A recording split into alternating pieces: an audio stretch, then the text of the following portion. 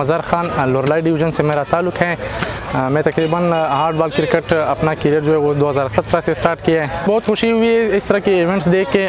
जिस तरह के पिछले इवेंट में हम लोग गए थे उसमें पार्टिसिपेट कर चुके थे, CM कप जिसके नाम से वो हुआ था। तो इस बार ये जो है ऑल सिंध बलूचिस्तान इवेंट है, बहुत अच्छा इवेंट है। लोरलाई डिवीज़न से हम लोग का टीम है, हम लोगों ने पार्टिसिपेट किया था। तो ये बहुत ही एक अच्छा वो है इनिशिएटिव यंगस्टर्स के लिए और आने वाले फ्यूचर में जो उनके लिए प्लेयर्स को मौका दिया जाता है, जिसमें तमाम तरह के जो अखराजात है, खर्चे वो गवर्नमेंट जो है वो उसको लेके जा रहा है कि उसको प्लेयर्स को डेली बेसिस पे उनको डेली दिया जा रहा है।